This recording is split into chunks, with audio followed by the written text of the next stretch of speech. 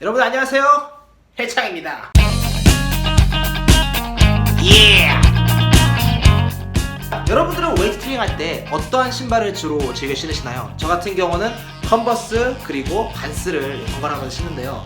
자, 많은 분들이 사실 웨이트 트레이닝 할 때 어떤 신발을 보여야 될지 굉장히 고민을 많이 하실 때가 있어요. 그래서 제 주변에 있는 수많은 헬창분들과 그리고 웨이트 트레이닝을 사랑하는 많은 사람들을 설문조사해가지고 여러분들께 추천드립니다. 자, 웨이트 트레이닝 할 때 신기 좋은 운동화 탑 7 지금부터 함께 가시죠.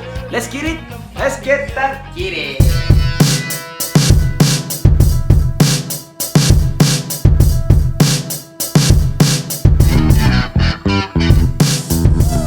먼저 7위는 아디다스 울트라 부스트입니다.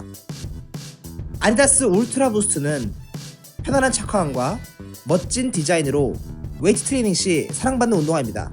특히 헤비 유저들보단 라이트 유저들한테 사랑을 받고 있는데요. 아무래도 운동화로서의 역할도 잘 수행하지만 디자인적 요소가 매우 크게 작용하듯 합니다. 단점으로는 태생이 런닝화이기에 데드리프트나 스쿼트 같은 바닥의 지면을 잘 지탱해야 하는 운동에는 맞지 않는다는 것인데요.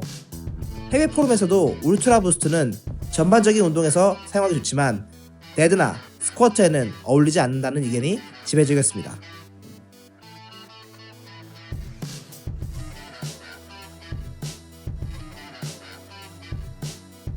6위는 리복 크로스핏의 나노 시리즈입니다. 그렉 그레스만이 창시한 크로스핏은 2000년도 상표 등록 후 피트니스 업계에서 어마어마한 성장 속도를 보이고 있습니다. 리복은 2010년도에 크로스핏과 10년 계약을 체결하고 수천억 원대의 지원과 함께 크로스핏 게임을 개최하였습니다. 크로스핏 라인은 침체된 리복에게 과거의 영광을 다시금 안겨주었는데요.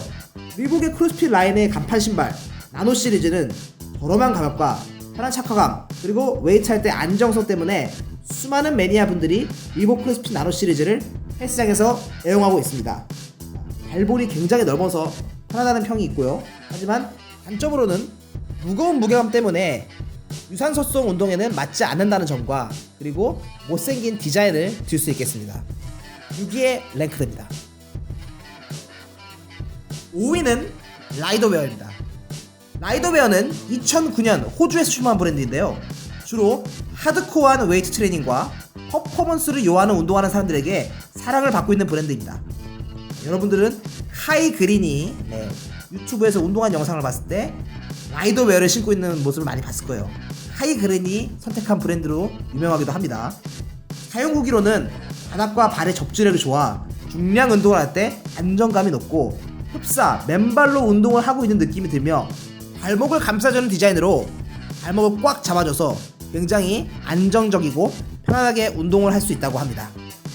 단점으로는 통풍이 잘 안되는 문제 하여 여름에 신지 못하며 애매한 포지션인데요. 웨이트 전용 올라운드 사용 목적으로는 대체품이 너무 많고 유산소는 힘들다는 것입니다. 고로 5위에 랭크됩니다. 4위는 비브람 5 핑거스입니다. 신발을 좋아하시는 분들은 비브람 솔에 대해서 이야기를 들어보실 텐데요. 비브람은 아웃도어에서 고어텍스와 더불어 위대한 발견이라는 타이틀을 들어가는 정말 혁신적인 소재입니다. 탁월한 내구성과 충격 흡수 등 정말 좋은 소재인데요. 이 회사에서 만든 제품이 비브람 5 핑거스입니다. 비브람 5 핑거스는 비단 웨이트 트레이닝뿐만 아니라 요가, 필라테스, 발레에서도 굉장히 사랑받는 혁신적인 제품입니다. 비브람 5 핑거스를 애용하는 보디빌더들도 굉장히 많은데요. 해외 선수 같은 경우는 여러분들이 잘 아시는 필 히스 그리고 빅 라미 이 두 사람이 굉장히 자주 이용하는 걸로 알려져 있고, 그리고 국내 선수로는 설기가 선수라든지 오잉그 선수, 혹은 그 외에도 수많은 보디빌더들이 SNS 통해서 비브람 5 핑거스를 신고 운동하는 것을 볼 수 있습니다. 자, 발가락 5개가 모두 지면에 맞닿으며 마치 맨발로 걸어다니는 느낌, 그리고 바닥에 있는 돌이랑 흙도 느껴질 정도로 얇고 가벼운 느낌을 가지고 있다고 하고요.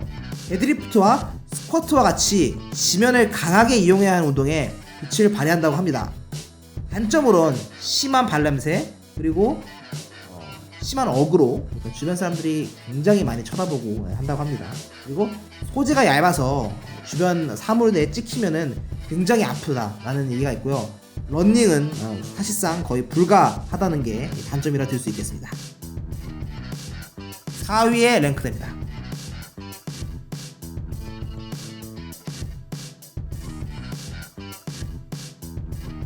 3위는 반스입니다.